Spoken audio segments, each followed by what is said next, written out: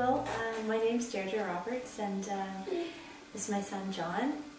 We've been going to see Mme Bouchard for about 4 months now, and I take both my boys here.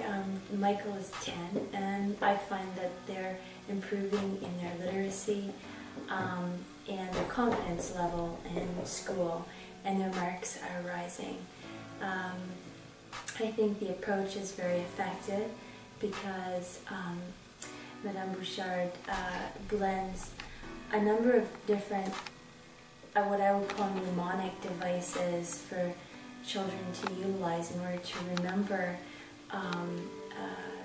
the phonetics of spellings and also verb conjugation. So she'll teach them a song, at the same time about a diphthong or a vowel blend, and this vowel blend will have a personality, right? It'll be the E and the I will be two different characters, and they'll be made to look, because she also draws them in a certain way, like a person with hair and expression.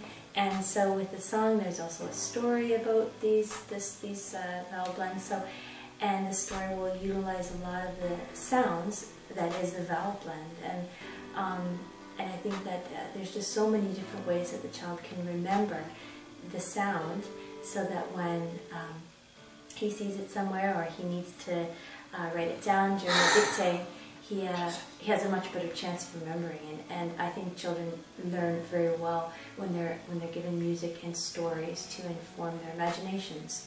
And so it's a wonderful approach because it makes it fun and memorable, and it's not boring grammar lessons anymore. You are a teacher also, eh? Yeah, I am a teacher, yeah, and I spend a lot of my time thinking about how to teach my English students how to write and how to remember certain grammar rules, and how to increase their vocabulary. And I'm realizing that so much of it has to do with the context, the whole holistic approach. You can't just teach one little tiny thing at a time. It just makes it boring. You need to make it a story. You need to give them a metaphor and dress it up, and so that it triggers their creative mind, and then they'll remember it. Because I think that's just human. Learning needs to be fun for us to remember things. Otherwise, it's forgotten quickly.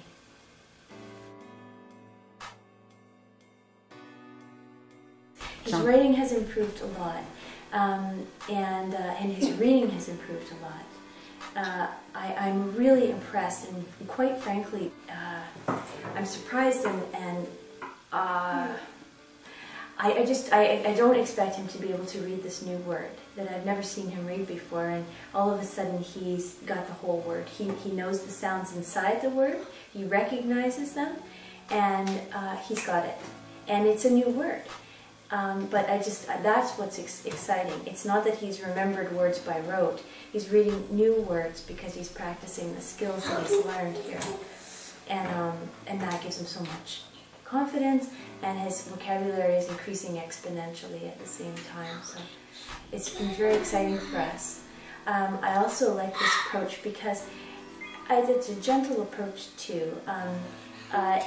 You take your time with the students, and so the small little units that they can understand, you take time with those small units.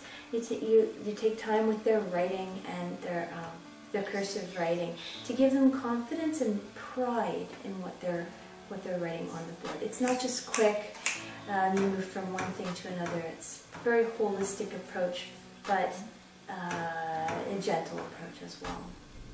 Do you remember the first time he came? He says he wasn't good at school. You know? Do you remember? Yes, I remember, and I haven't heard any of that since we've been coming here. And that was my greatest concern, because apart from what they do learn and the skills that they learn, if they feel that they can't learn very well, then I think they're at a huge disadvantage.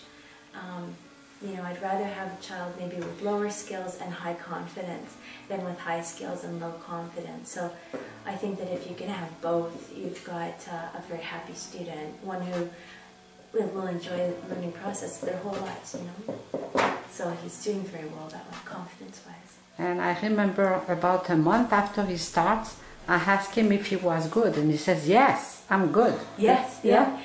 It's so nice to hear your own child say, I'm good, and believe it, you know. So he's doing very well.